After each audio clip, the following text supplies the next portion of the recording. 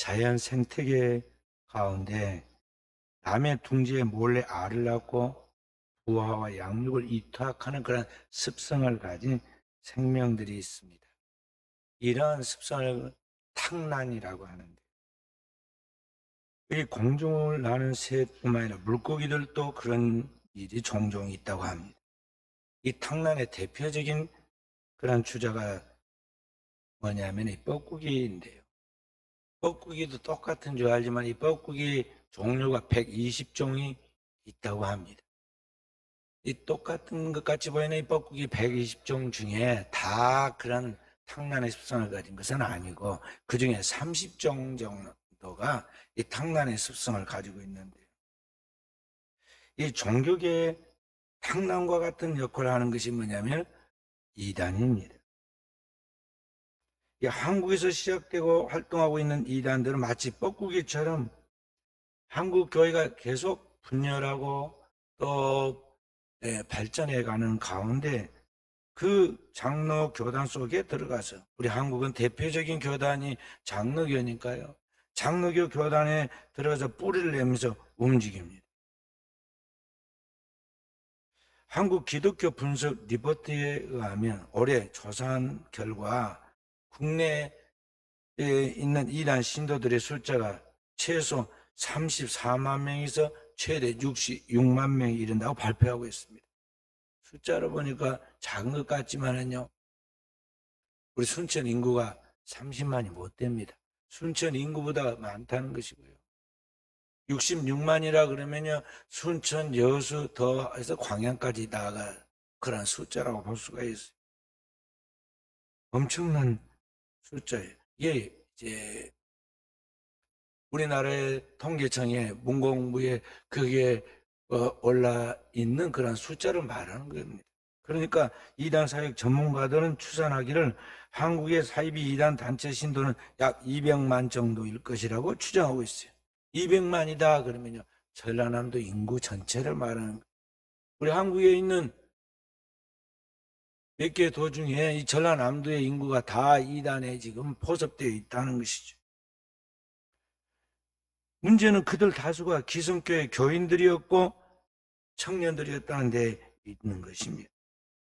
우리가 알고 있는 신천지나 오래된 이 통일교 같은 수많은 이단들이 오늘날 마치 기성 정통 교회인 것처럼 간판에다가 교회라고 씁니다. 그리고 예수 이름을 그들은 들먹입니다.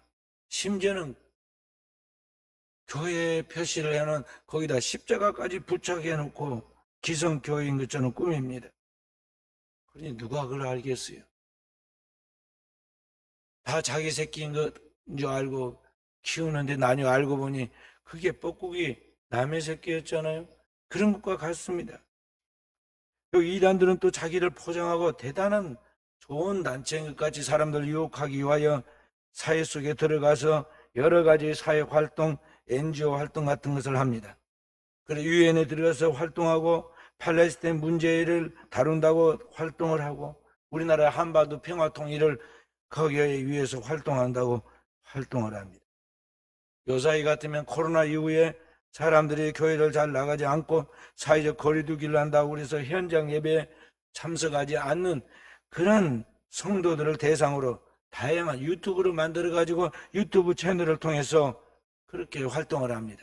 가장 성경적인 용어, 복음적인 용어, 기독교적인 용어를 딱 거기다가 써서 놓고는 거기에서 활동을 합니다. 그러니까 일반 사람들은 구분이 안 가는 거예요. 가만히 앉아서 유튜브를 이리저리 열어보고 들어보고 자기도 모르게 이단의 영향을 받는 것입니다. 그래서 성도들이 거기에 현혹당해가지고 끌려가게 되는데 기독교를 둥지 밖으로 밀어내는 탕란조와 같은 모습이 오늘날 벌어지고 있다는 것이죠. 악화가 양화를 구축하는 현상이 오늘날 나타나고 있습니다. 오늘 하나님의 말씀 본문에는 우리에게 참된 그리스도인으로서 살아가도록 하기 위해서 너희는 성령을 쫓아 행해야 한다 고 말씀하고 있습니다. 성령을 쫓아 행하라. 그런데 성령을 쫓아 행하기 위해서는 육체의 소욕을 버려야 하는데 이 두 개가 서로 공존할 수 없다고 그랬습니다. 육체의 소욕은 성령을 거스리고 성령의 소욕은 육체를 거스르기 때문에 이 둘께 공존할 수 없으므로 신령한 그리스도인의 영적 삶을 살아가기 위해서 반드시 성령의 지배를 받고 성령의 가르침을 따라 성령의 인도함을 따라 살아가는 성령을 쫓아 살아가는 삶을 살아야 한다 그랬어요. 그렇지 않고 성령의 지배를 받지 않고 성령의 인도함을 받지 않고 살아가면 어떤 현상이 나타나냐, 육체의 본성을 따라 살아가기 때문에 육체의 본성을 따라 살아가면 나타나는 그 열매, 그 결과가 분명하다 그랬어요. 그래서 19절부터 이야기하기를 육체의 그 열매는 분명하니 음행과 더러운 것과 호색과 우상 숭배와 주술과 원수 맺는 것과 분쟁과 술 취함과 투기와 방탕과 또 그와 같은 것들이라. 여기 보면은 육체의 소욕을 따라 살아가는 삶에 그 분명히 드러나는 열매들 중에 하나가 뭐라고 하냐면 여기 20절에 이단과 시기와 분냄과 당지는과 분열함과 이단과 그랬어. 이단, 헤르시. 이단이 여기 들어있어요. 성령을 쫓아 살지 않고 육체의 소욕을 따라 살아가면 종교적으로 나타나는 분명한 하나의 현상이 뭐냐면 이단적으로 되어지고 있다는 것이죠. 그러니까 하나님의 성령의 지배를 받지 않는 이 사람은 반드시 악령의 지배를 받게 되어 있는데 악령의 지배에서 나타나는 열매가 바로 이단이라는 것이죠. 그 얘기 보면은 이스라엘 나라의 건국 초기에 사울 왕이 하나님의 영을 받아서 이스라엘을 잘 통치하다가 다윗의 등장과 함께 그가 시기와 질투가 일어납니다. 그리고 마음에 미운 마음이 살인으로 번져가기 시작하는데 그때 여기 사울을 지배하고 있는 것이 뭐냐면 악령이라고 했어요. 하나님이 부르시는 악령이 성령이 떠난 사울에게 들어가서 그를 미치게 만듭니다. 오늘 하나님의 성령의 지배를 받지 못한 모든 사람은 그 안에 본인이 아니게 또는 본인이 의도해서도 그렇게 되겠지만은 반드시 악한 영의 지배를 받게 된다는 걸 알아야 돼요. 자기가 하는 것이 아닙니다. 지금 자기가 하는 것 같지만은 지금 자기 배후에 역사하고 있는 악한 영, 공중의 권세자 마귀가 그를 지배하고 있다는 걸 알아야 한다는 것이죠. 그래서 나 이단에 빠져서 방황하겠다 그렇게 생각하고 들어간 사람 하나도 없습니다. 어느 날 순간 보니까 내가 이단에 빠졌고 이단에 아주 괴수가 되어 있고 이단에서 빠져나올 수 없는 그런 신봉자가 되어 있다는 것을 알아야 돼. 종교적인 악령의 역사에 육체의 소욕을 따라 나타나는 사람의 종교적인 현상인 것입니다. 그렇기 때문에 그리스도인은 성령으로 악령을 몰아내야 하고 이 악령의 원리를 어떻게 틈타고 어떻게 역사하는 것에 대한 원리를 분명하게 알아서 이 문제만큼은 단호하게 대처해야 하는 것입니다. 성경 이에 대하여 경고하시기를 이단에 대하여는 한두 번 경고한 후에 충고해서 듣지 않으면 그들과 인사도 하지 마라. 인사하는 자는 그 악한 일에 참여하라고 그랬어요. 그렇기 때문에 그리스도인들은 오늘 이 이단의 문제를 강구하거나 과소평가하지 말고요. 이 부분에 대해서 영적인 그 세계를 잘 이해해서 엄중하게 대처해 나가야 하는 것입니다. 우리가 알아야 할 것은 이단의 역사는 하루아침에 등장한 것이 아닙니다. 이단은 교회의 역사와 함께 시작되었습니다.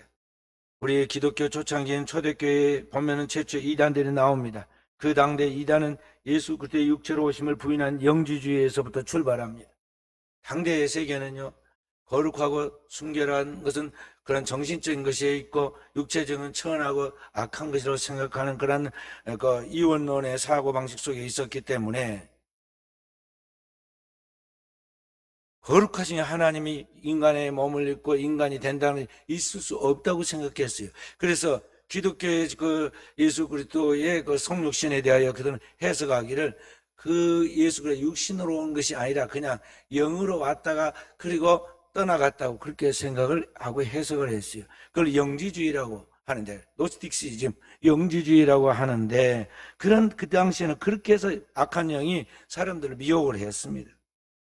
그러다가 조금 후에 또 다른 이단이 등장하려 했는데 구약 성경을 반대하고 천지창조가 기록된 것이 믿을 수 없는 비합리적이다는 것이죠. 그래서 성경을 자기들의 필요에 따라서 도덕적인 수치사 선택을 하듯이 자신의 취향에 따라 선택하여 편집할 수 있다고 가르친 말시온이라는 이단이 등장합니다. 또 임박한 재림론을 주장하며 광신적인 열광주의에 빠져있던 정파가 등장했는데 몬타너스주의라는 그런 이단도 등장했어요. 그러니까 오늘날 한국교회 괴롭히는 이단들의 뿌리는 모두 초대교회에 존재했던 이단들로부터 흘러 들어온 것입니다. 그래서 이단들은 공통적인 것이 뭐냐면 성경을 믿지 않고 성경에 있는 말대로 자기의 필요와 자기들의 욕망에 따라서 그것을 취합하고 편집하고 해석을 해요. 성경을 마음대로 짜깁기 하고 있다는 것이죠. 그래서 성경의 중요한 우리가 하나님을 믿는 것인데 우리가 믿는 하나님은 삼위일체 하나님이죠. 그 삼위일체 하나님을 왜곡합니다. 성부, 성자, 성령에 잘못 해석하고 마치 자기가 하나님인 것처럼 자기가 재림 예수라고 이야기하고 자기가 보혜사 성령이 이야기하고 자기가 하나님이라고 이야기하면서 나아갑니다. 그래서 이단이라고 부르는 거예요. 이들은 임박한 종만을 강조하면서 사람들의 마음을 다급하게 여기게 하면서 반사회적 윤리적 행동을 부추깁니다. 또 반면에 잘못된 열광주의, 신비적 열광주의를 조장해서 사람들을 현혹하기도 합니다. 오래전 교회, 기성교회들의 그 권위를 무시하고 공격하고 교회에서 하나님께 드리는 11정금 각종 헌금을 비난합니다. 안타까운 것은 뭐냐면 오늘날 이단들이 이렇게 세상 속에서 사회를 혼란하게 하고 사회적 문제를 일으킴에도 불구하고 사회가 세속화되고 잘못된 그런 인간의 자유와 인권을 남용시키다 보니까 이런 이단들에 대해 국가가 제재를 하지 않는다는 것입니다. 기독교 초창기에는요, 황제가 나서서 잘못된 이단들에 대하여 통제를 했습니다. 그런데 오늘날의 교회는 반사회적 행동을 하고 많은 무리를 일으켜도 이 이단들을 인간의 인권이니 자유니 그런 것들에 대하여 그걸 우선시하다 보니까 범죄한 사람들의 인권까지 그걸 우선시하다 보니까 오늘날 많은 문제가 발발하는 것을 볼 수가 있어요. 그래서 오늘날 교회가 할 수 있는 것은 뭐냐면 이 이단들에 대해 강력한 대처가 필요한데 교회 하나의 힘으로는 거의 어려워요. 우리 교회가 2006년, 7년에 이단과의 그런 싸움을 싸우고 굉장히 많은 고통을 받았는데요. 우리 교회에서 그 극복에 나간 것 자체가 기적이에요. 대다수는 한 교회가 그걸 이기기는 거의 어렵습니다. 교회가 연합해야 하고 그에 대해서 교단들이 연합해서 지속적으로 관리하지 않으면 어려운 일이에요.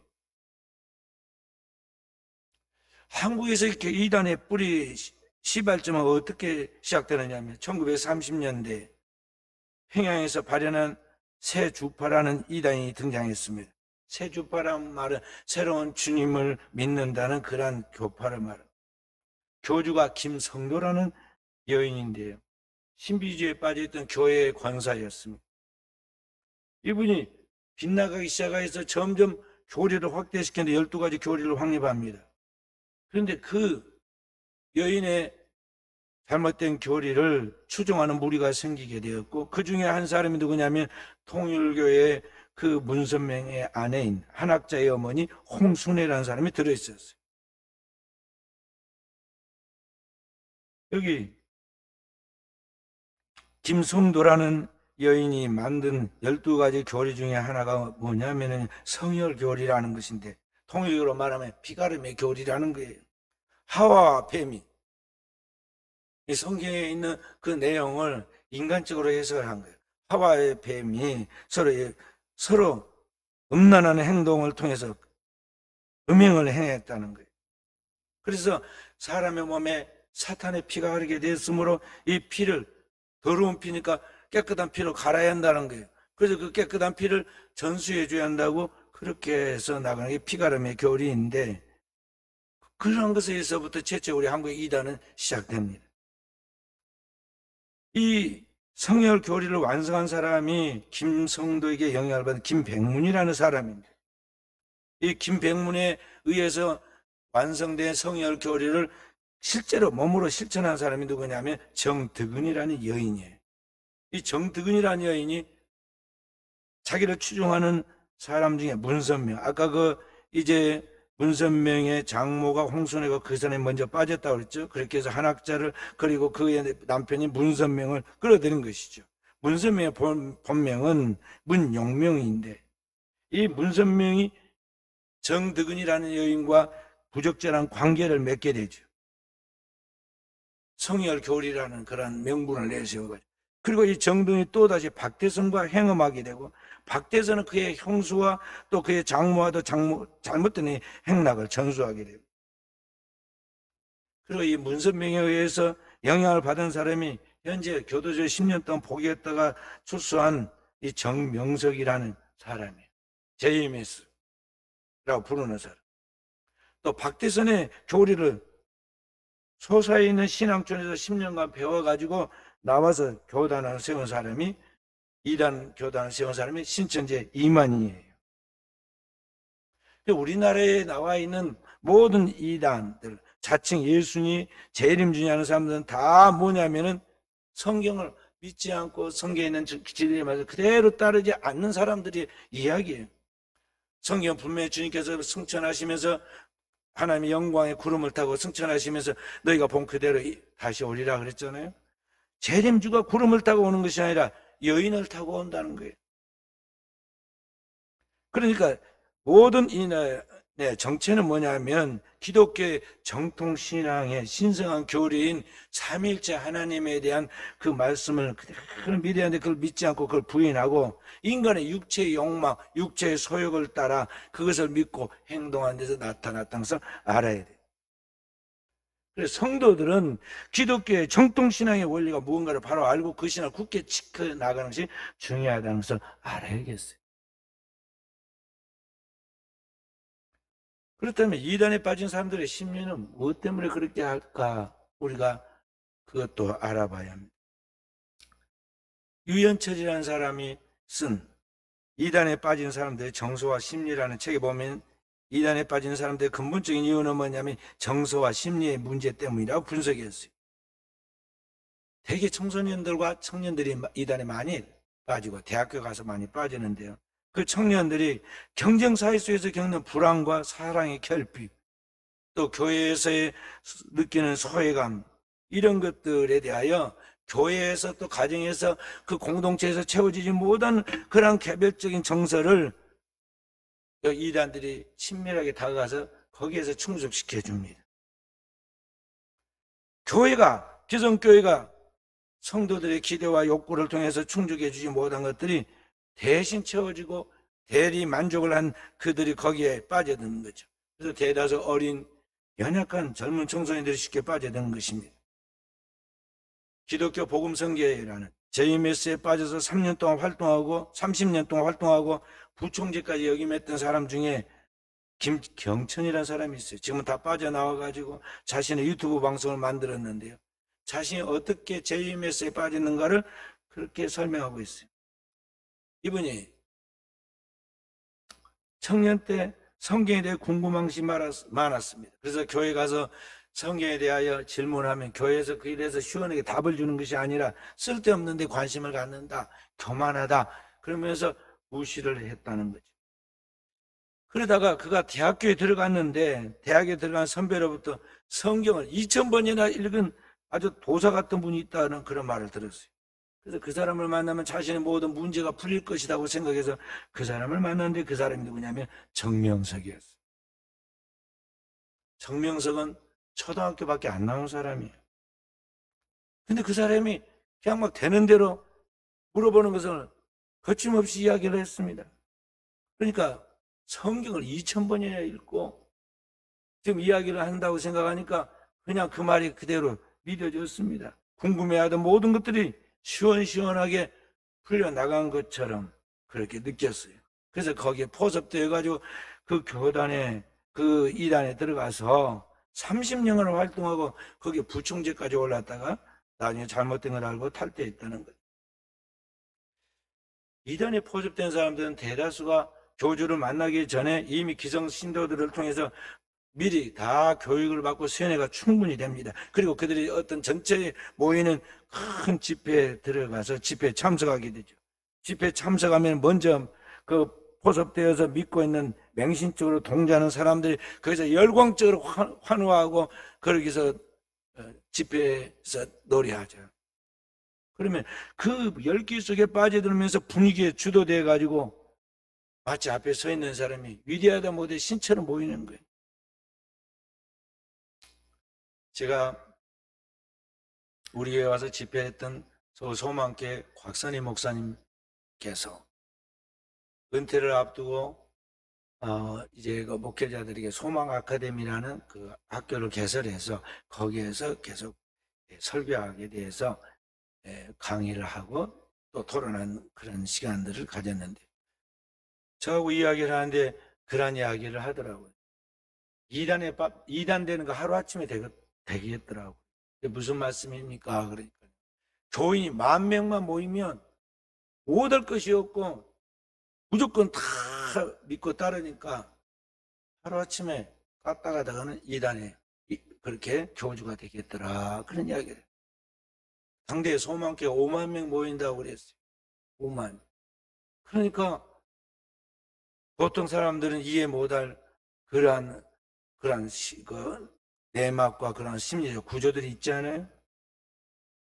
그러니까 그런 이 이단들이 모이는 큰 광장에 또 연합 그들의 무슨 집회에 거기에 모여서 열광하다 보면요.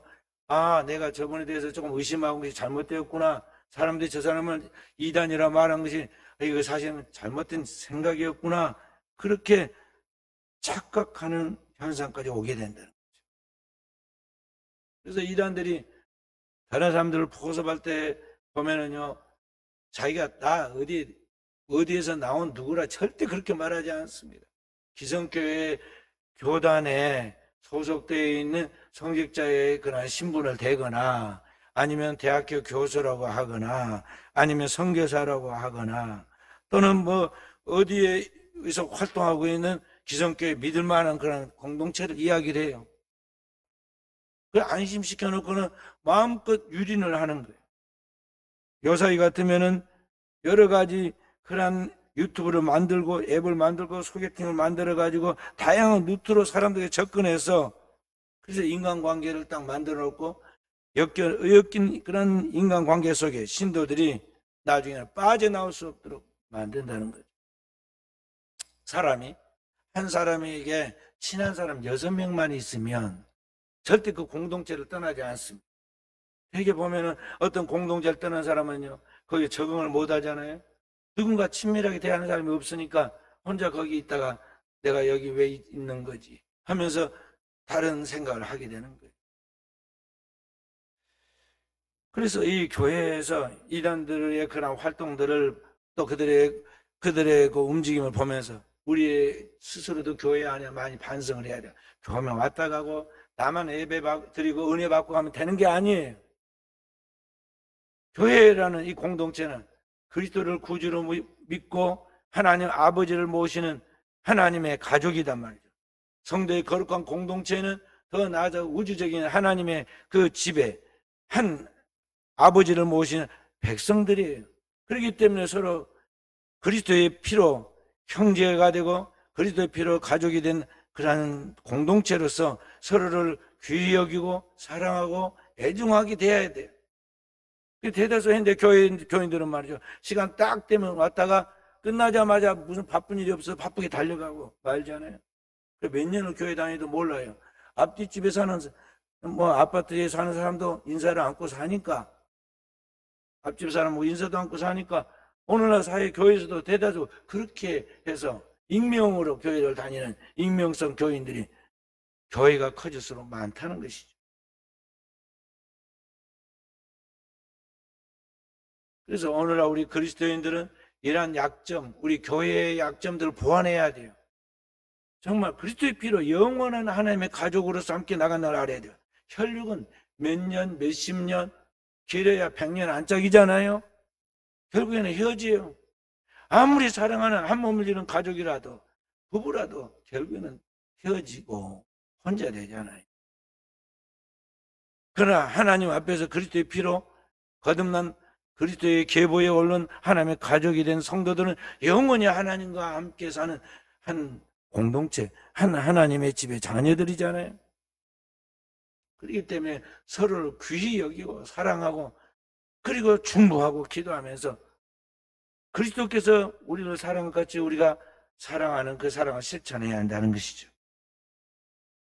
그렇다면 이 이단은 어떻게 분별해야 하는가? 이단 분별의 지침을 7가지로 제가 정리해서 말씀을 드립니다. 첫째는 삼위일체 하나님을 분명하게 알고 믿어라 하는 것이죠. 우리가 성경을 보는 것은 뭐냐면 성경을 믿는 것은 하나님을 믿는 것이고 하나님은 뭐냐면 트리니티, 삼위일체 하나님이에요. 트리니티란 말은 삼이란 말과 유니티, 연합이라는 하나의 단어예요. 합성어예요.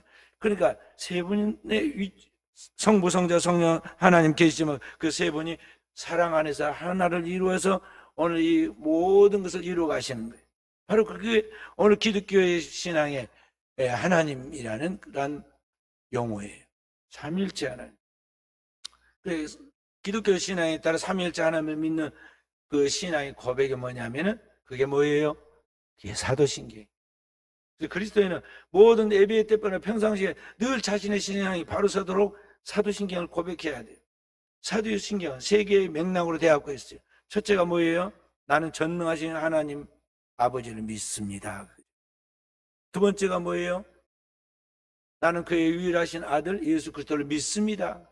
그의 탄생, 그의 생애, 그의 십자가의 죽음, 그리고 그의 부활과 승천, 그리고 재림, 심판, 이러한 것들에 대한 예수 그리스도에 대하여 믿습니다. 그 다음에 세 번째가 뭐예요? 나는 성령을 믿습니다. 성도가 서로 교통하고 그러면서 쭉 하면서 이 세 가지를 이야기하죠. 그래서 사도신경을 고백하는 것은 뭐냐면 하나님께 대한 바른 신앙의 고백이에요.